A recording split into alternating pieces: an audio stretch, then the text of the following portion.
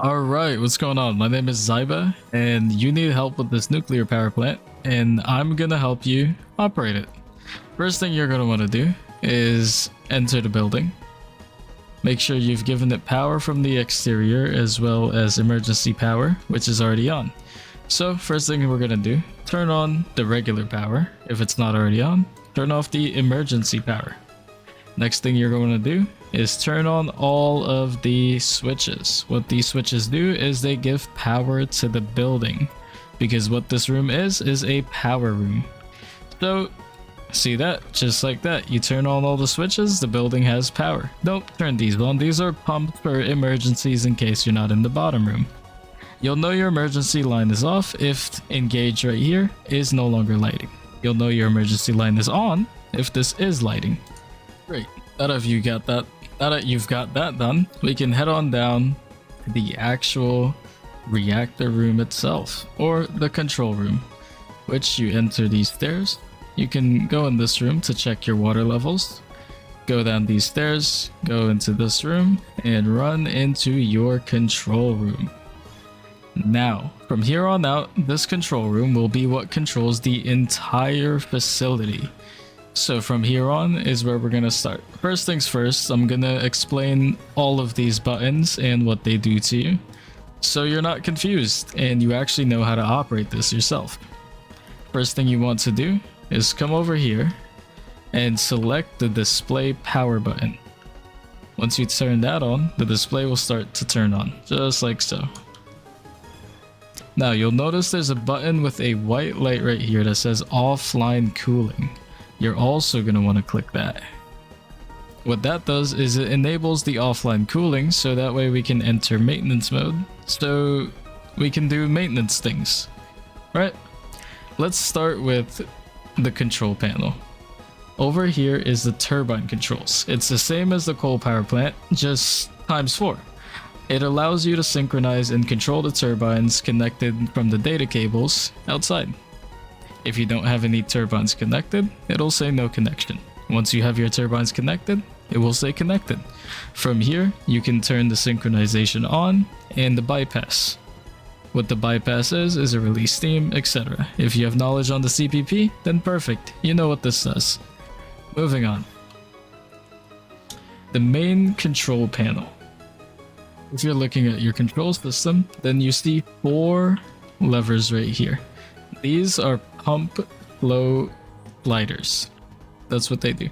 What they do is they adjust the flow rate of the pumps. They can go up to 800 liters a second. Alright, so you would slide these up to open the pumps, so the 4 pumps outside of your nuclear power plant will start outputting water into the heat exchangers. So you'll need those. That's what they do, and you would want them at 100% once we start this up. Next up is your pump power. You saw these upstairs and I told you not to turn them on because down here you're actually able to control and operate them, which this is the main control room, so it's the best place to control and operate them.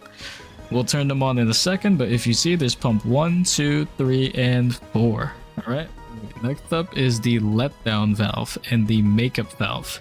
What the letdown valve does is, if you look over on the monitor, there's a monitor that says water level. It's at 11.4 meters right now. Next up is the letdown valve. This right here is the letdown valve. As you see right there, what it does is the water level right here, it decreases it. And what the makeup valve does is it increases the water level. You're going to want that around 8 to 9. It depends. It'll show up on the screen and tell you that you have a low water level, which then you'll simply use the makeup valve, which increases water level right here, so that it'll increase the water level, and the letdown valve right here to decrease it if it's too high. Alright, if you don't know what a CPP is, then this is going to be confusing. However, if you know what a CPP is, then this is the synchronization terminal.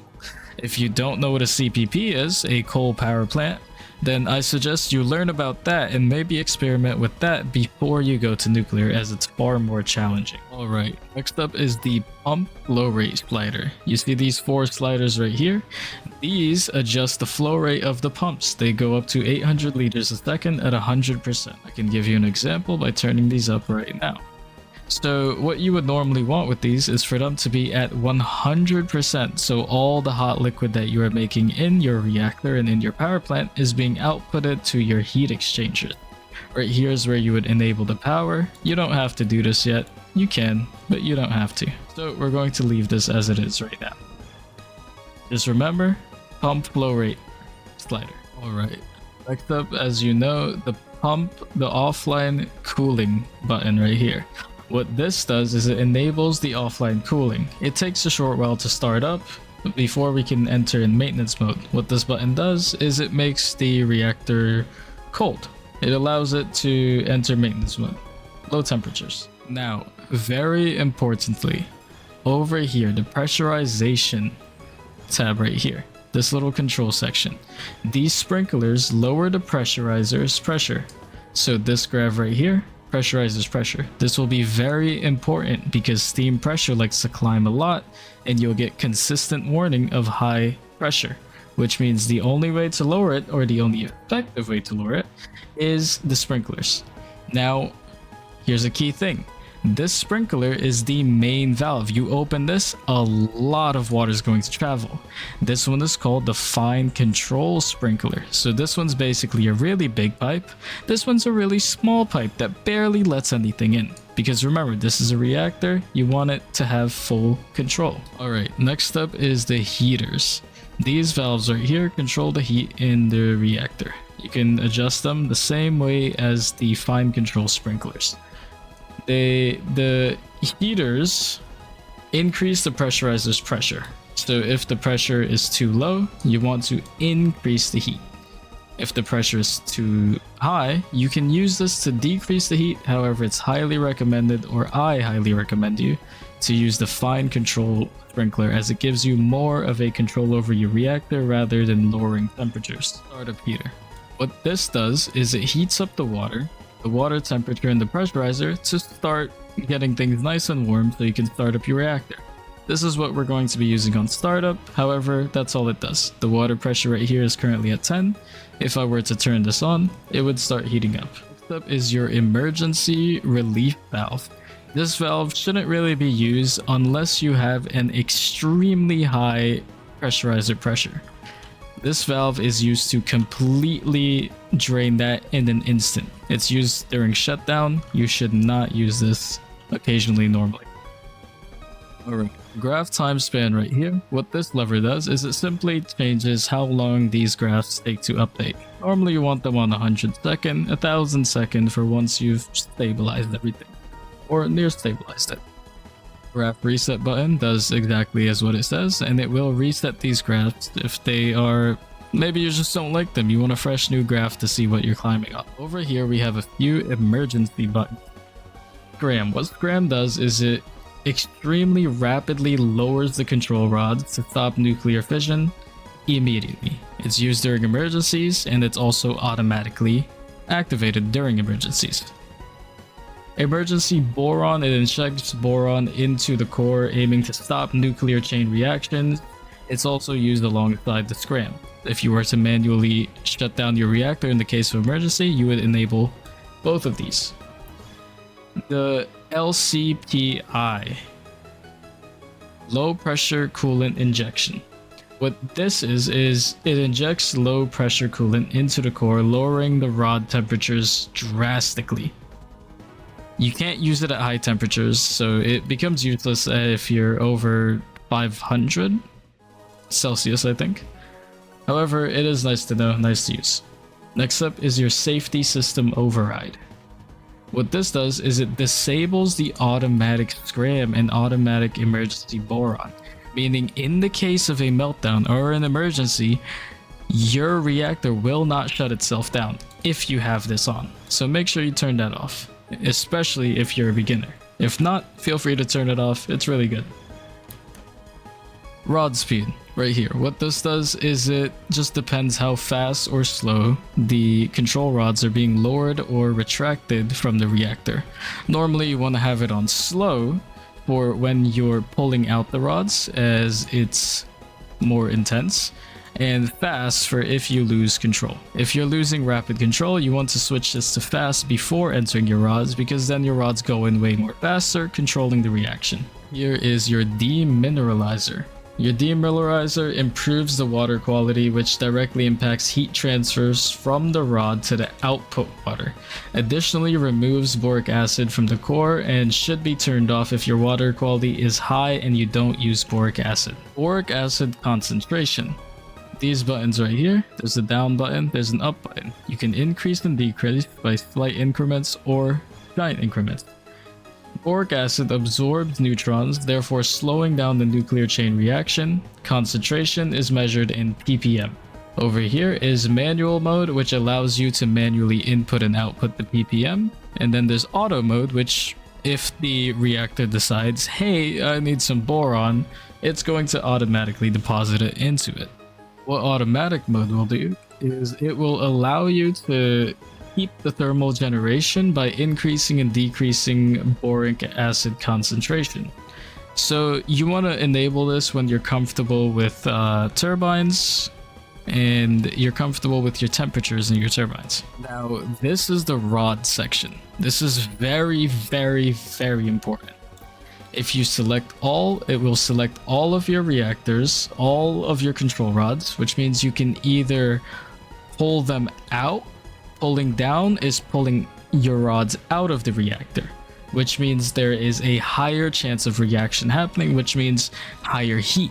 That's how you generate heat. So if you pull this down, it will pull down and it will generate heat. If it's all the way down, it will explode your core, because your core will go to a rapid acceleration in heat. So to manage this and to work this, you want to slowly increase and decrease this by 2 to 3 increments. 10 to 20 for the first, just make it to 60 or 50, but once you've made it to around 50, you want to slowly start decreasing by 2, 3, etc. Rod selection right here. I'll show you what this does once we've done the grouping. Now over here is the display power. Like I told you, you need to turn this on to see the display.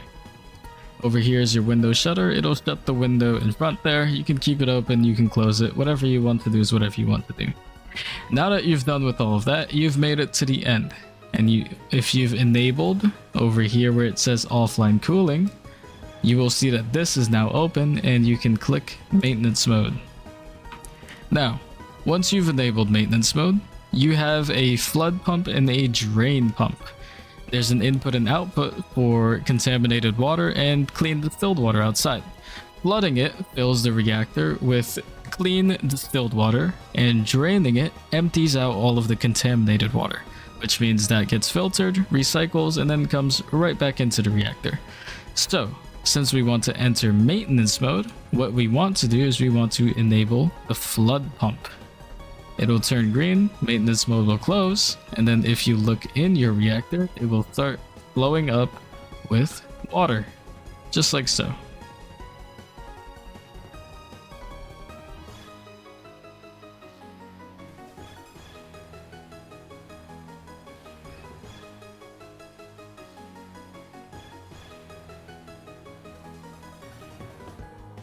Alright, you'll know if your reactor is full if the pump stops right there. Now that your reactor is full, you want to come back into your control room, over to the right side panel, and you'll now see that the reactor lid button is open. You're going to go ahead and press that, and then it's going to close that, and this is going to start operate this crane.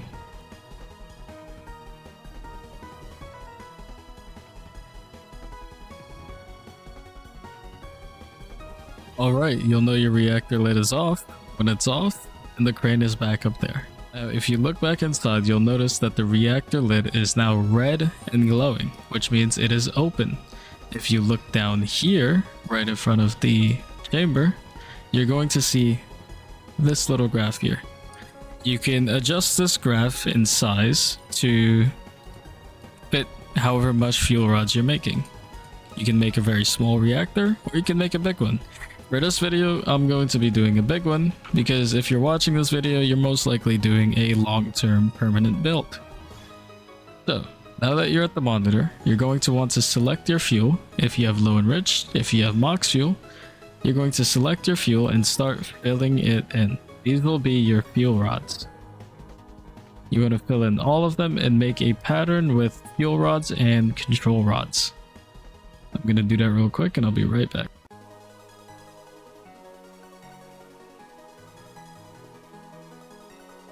Alright, great. What I just did was select my fuel rod and I've placed them successfully. You can click apply and you'll see the crane start to pick up the fuel rods and put them into the core. However, we're not done yet. We need to add in control rods. What control rods do is essentially they act as the stabilizer for the core, so it doesn't get too hot. If it gets too hot, it's gonna blow up. Now, when it comes to core, there is no specific designs. However, there are good designs. I have my own design. You can make your own design. However, everything just kind of works how they work. You place your control rods in a way so that it isn't affecting temperatures, and you can simply test it by turning on the reactor. If there's too many dark red hotspots, which you'll see later on, then you'll know that you have too many hotspots in your reactor and you need to make a adjusted core or a slightly different core.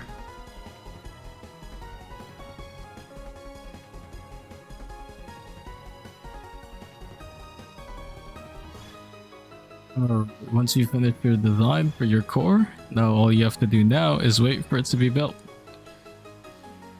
You're able to look from above, you'll see the core actually currently being built.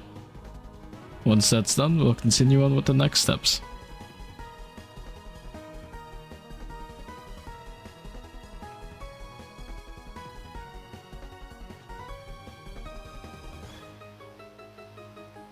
Alright, now that you've finished building your reactor, it's going to look very simple, very easy.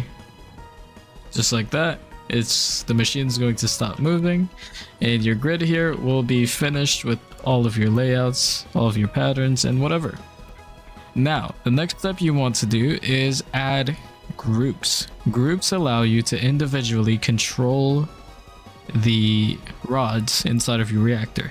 If you don't group them, all of your rods will be controlled at once, and it will give you insanely less control over your reactor temperatures.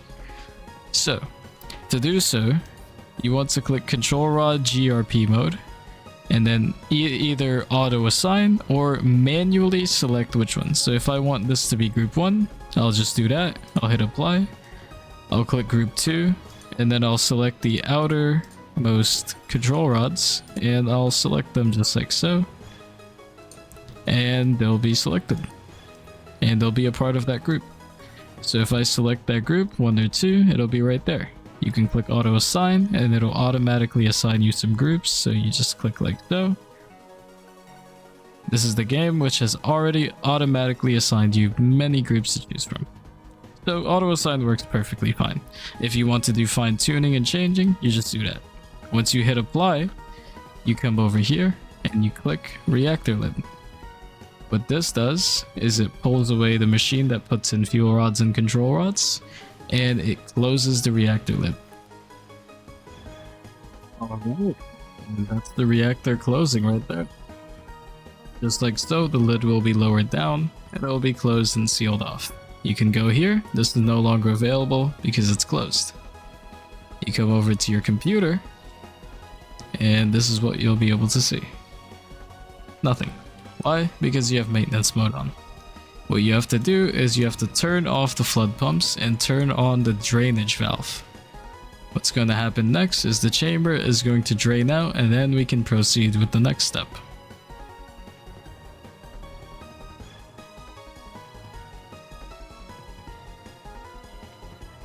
Once all the water has been drained out of the system, we can start with the next step, which if we go over to our console right here, it'll now unlock the maintenance mode button, which we can click that to turn off maintenance mode. Now we can see our core right here. Big and beautiful core. What we want to do next is turn off offline cooling, and we're ready for the next steps. So, this lever increases or decreases how far your rod goes in. So if you minus this, then your rods will additionally be added +1. Right here. Same thing right here. If you decrease it, it'll go down. So if it's at 100, I decrease it, it'll go down. If I increase it, it'll go up. You'll see this later on. Now, these are your pump. You turn them on, just like so. Pump 1, pump 2, pump 3, pump 4. All of them, just like so. You turn your heaters up, just like so. Start heater, and your other 2 heaters. And that's it. You are now ready. You can now insert your rods very slowly or as fast as you want. Slowly increase them one at a time by hitting addition mode and simply pushing this up or down to increase by 1 or decrease by 1. Alright, now that you have your core is built, you've drained the pump, and you've closed the reactor lid and exited maintenance mode, and turned off cooling pump right here, we can now begin with the core. You should be seeing a screen that looks like this. Don't worry about the graphs, just worry about this. Alright. So first things first is you want to remember what I told you earlier. Heaters. We're going to enable our starter heater to get an initial heat for the water temperature. You see how I enabled it? The temperature starts rising. That's exactly what we want. We want it to get hot enough so that we can start the concentration of the fuel rods, whatever that means. As we're going through, the temperature is going up. We can enable our heater number 1 and heater number 2. Fine control and heater all the way up. Remember what I told you earlier, sprinklers is what I like to use for controlling pressure, so we're not going to be turning this down. These are going to be 100%. Next up, you want to enable the pump power right here, and you want to turn all the sliders all the way up so your pumps are working at full capacity 100%. If you see right here, the RPMs are going up, and the liters per second will go up once liquid starts flowing. And that is all you need for now. Now we're going to slowly, once you have no events right here, no errors, all of your pumps have started, and make sure your demineralizer is online. This button right here, right next to the boric acid concentration. What demineralizer is it allows clean water into the system, which is on this monitor right over here, where it says water quality. On pressurizer info, it says water quality. If your water quality is bad, you want this open. Normally I keep this open all the time. Now let's get into actually pulling out the control rods and starting the reactor. First thing you're going to want to do is select all of your rods. Since we're just beginning, we want to select all of them and slowly start pulling them out. We're going to set the target at 90. You can do whatever you want. You can do lower than that. I just want to be safe, so I'm doing 90. Set the rod speed to slow, and then slowly watch as the rods in your system lower.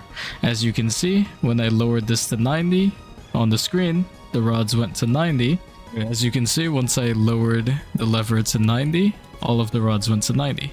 You can move this lever as much as you want. It will not change the rods unless you click that target. So what we're going to do is we're going to slowly pull the rods out so we are able to start generating heat, which will in turn generate us some power. So we're going to set the rod speed to slow, put it to 60, and select set target. What you're going to want to do next is you're going to want to wait for it to start heating up. I'm going to let this time lapse and not skip any pieces just in case you get confused. All you're doing is waiting for this to heat up. Now, while this is heating up, let's go over the rod section button. What this does is insert and pull the rod out. However, I did not explain any of this. Rod selection allows you to select individually different group rods. As you see right here, it's selecting these 4 as I've grouped them together. It's selecting these 4 as I've grouped them together. It's selecting this outer ring as I've grouped them together. And so on and so forth. Group 3, 4, 5, 1, 2, 3, as you can see. Now, what addition mode down here does is it allows you to either increase or decrease by 1%, which is critical for reactor tuning, and you will see me do it later on. So as you see right here, if I increase this by 1, let's say for example we're at 70, and I increase this, I set this to addition mode instead of set target. If I do set target, it's at 70. If I put it to 80, nothing happens. If I move this, nothing happens, other than this lever being adjusted. What you want to do is click addition mode, and if you select, whether you select all of them and send it up by 1, they'll all raise by 1. If you drag it down by 1, they'll all decrease by 1. Now you can individually select each and every one of them and slowly raise or lower them. Now remind you, this is why I told you this is critical, because being able to control your reactor individually is key to having a stable and controlled reactor with great thermal. We're still waiting for this to heat up. 70 is not hot enough, so what I'm gonna do is I'm actually going to drop this down to 60 now, keeping the rod speed at low. You can turn off addition mode or you can keep it on. Select set target once it's at 60. And let's watch it drop. You don't have to do 60 on yours, it depends on your core and what you've built. If you built a system that is easily heated, then it will heat up very rapidly and will not take as long as this. However, mine's is a pretty big core with a ton of control rods to make sure you don't mess anything up.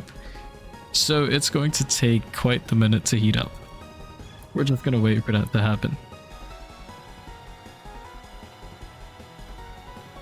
You can tell by the thermal generation graph if your temperature is rising, your rod temperature, and the water temperature graph if your water temperature is rising. The pressure graph tells you if your pressure is rising, and the xenon concentration graph tells you if your xenon concentration is rising or lowering. Now that we're at 60, it's starting to change color, very slightly, not very noticeable. If your thermal generation starts to dip down, what that means is you are not generating heat and you are not generating power, which means what you need to do is you need to lower this more. Mine was down a bit, but then it jumped back up. However, it's going very slowly, so I'm going to slowly decrease it ever so slightly more. Now, what I like to do is I like to get all of my rods down to 50 and then switch them to individual control. Because once you've made it to 50 is when the heat really starts to kick in, and it's going to heat up very fast if you don't see it or if you do see it. You'll see it eventually here as this core is slowly going there. But remember, none of these other things matter, just this matters right now. And your sprinklers for your pressure, your letdown valve, and your makeup valve. And that's it. Nothing else really matters right now. All you're doing is lowering this lever right here to pull out these rods, so that way this reactor is able to heat up. Simple. Oh right, then as you can see right here, the water temperature is already at a good temperature. We can turn off the startup heater as it's no longer heated. It's no longer needed. As you can see right there, the temperature is still climbing even though I turned off the startup heater. Why? Because I told you, you won't see the core heating up, but it is heating up. So if it's at 50, just leave it there for a little bit and watch it heat up slowly. If you really want to rush it, you can drag this lever down even more. However, that would most likely cause your reaction, a chain reaction, and cause the entire thing to blow up. If you have safety turned off, make sure this is turned off, not on. Sorry. Just like so. This is off, and if I press it, then this is on. Sorry. This is on, and if I push it, then it's off right here.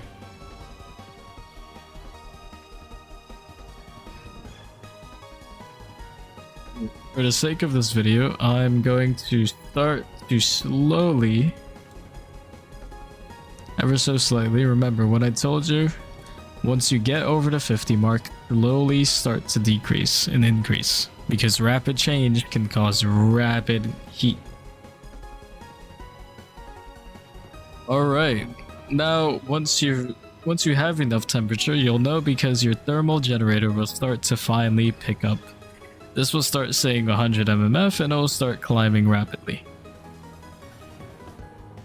What you don't want this going over is, I think, 550 mmf.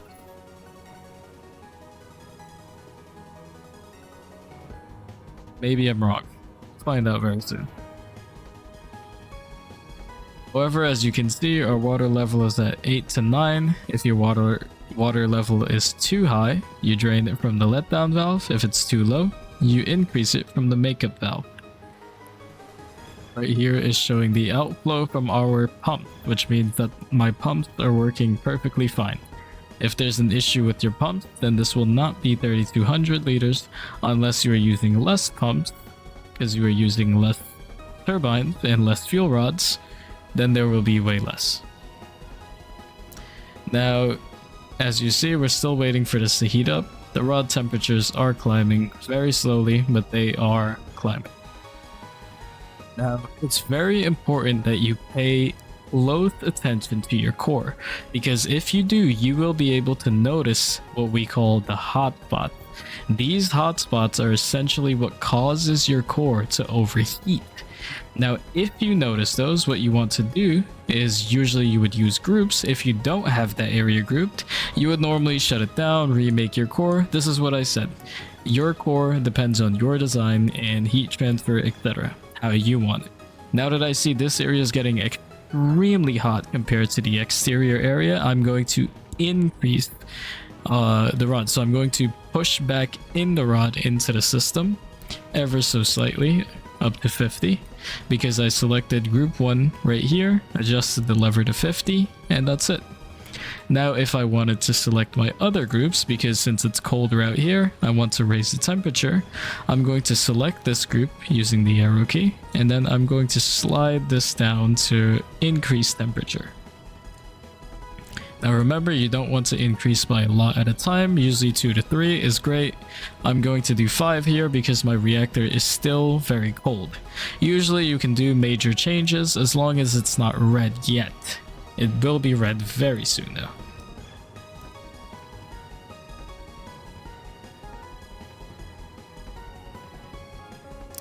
Okay, thermal generation does not matter, or I'm not too certain about it. However, rod temps is what you don't want going over 500 Celsius. Thermal generation is perfectly fine. As you see right here, our core is heating up and more evenly this time. The entire thing is pink compared to it being completely blue and red from the center. So now that the exterior is also pink, I'm going to switch to the other control rods and I'm going to set these as 40 to heat up the exterior some more. Now I want an even heat flow so that way the entire system flows very consistently and very easily. As you can see, the hotspots are within these areas right here. I'm using the exterior control rods and the interior control rods to keep the heat within the sensor. You can have the heat on the outside, you can have the heat wherever you want. Like I said, the core is how you design it and how you operate it. It doesn't need to be a certain way, however, it needs to have control rods and it needs to be able to not overheat with the pattern used. So your pattern still needs to be able to contain heat as shown right here. Great. Thermal generations is dropping, so I'm going to now increase the temperature some more by decreasing the lever over here. Remember, pulling this lever down is pulling the control rods out. Pushing this rod down, or all the way up, is pushing the control rods in, which is in turn slowing down the heat. What we want though is a lot of heat, so we're going to slowly continue to remove the control rods.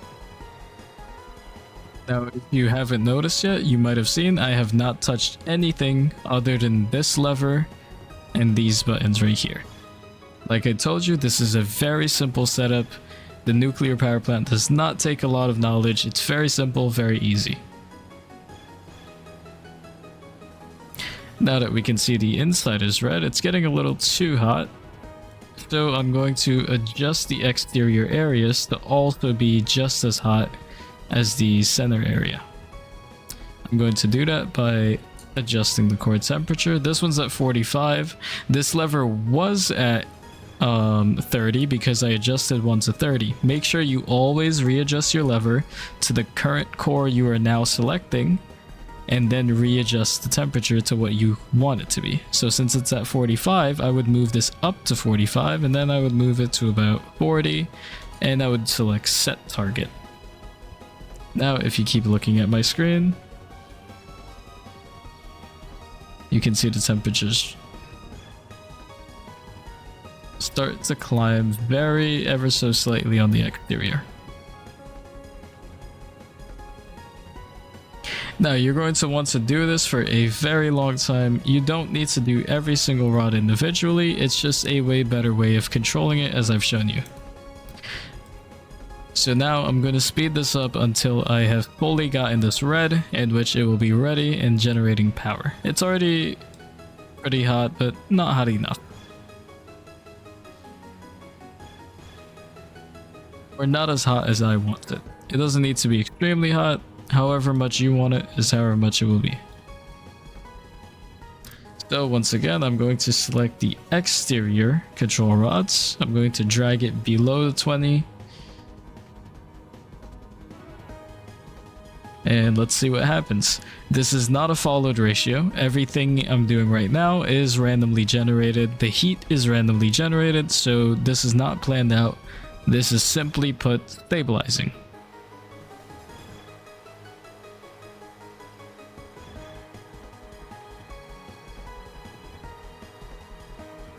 Now, if you're still confused on what I'm doing and how I'm doing it, if you see the exterior, it's still pink. We want it red. So what I'm going to do is I'm going to switch to those rods, and I'm going to lower the temperature once again. So from 40, I'm going to take it to 35.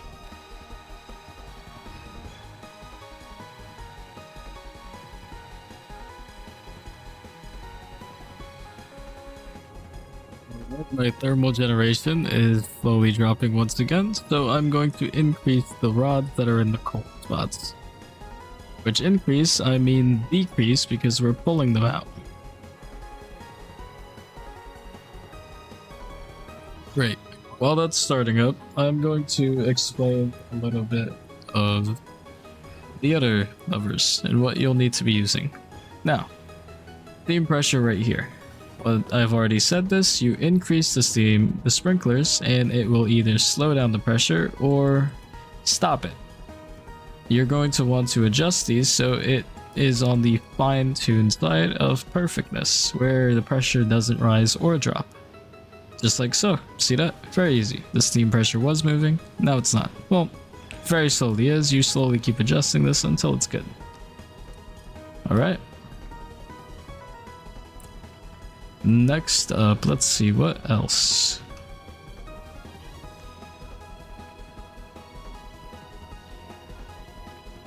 Yeah, that's it. That's as easy as starting a nuclear power plant is. The water level, you remember that's being controlled by the letdown and makeup valves, so it doesn't matter since it's good and it's not giving us a warning. Everything else is looking good so far. We'll lower these rods some more, pull them out some more because it's still cold on the outside.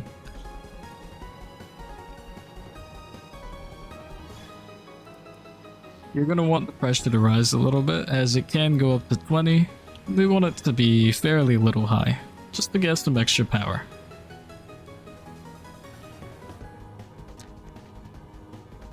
As you can see, it's really hot in the center, so say I wanted to adjust those. You remember this addition I told you about? You would select the group in the area it's in, you would click addition, and you would slowly start adjusting it. I'm not going to adjust the inner ones as they're extremely red hot, but I'll adjust the outer ones. So I drag it down one with addition mode enabled, and it's already gone down to 40. Just like that. Very simple, very easy, and very nice for quick control. As you see right here, when you lower it, the temperature can significantly rise as it's doing right here, which means you want to quickly just nudge it back up. So having addition mode is very great to have. we are almost there. You know what? Yeah, that should be okay. Normally what would happen at this stage is you would select auto and it will automatically keep your thermal generation as it is by inputting boric acid. However, it doesn't exactly work. If it worked for you, then hurrah. But if you're like me and it does not work for you, then I like to do 125 ppm. Does it really do much? Not at all.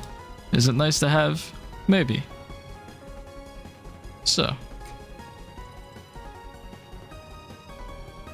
if we undo our bypass, we can now see that we are slowly generating RPM change.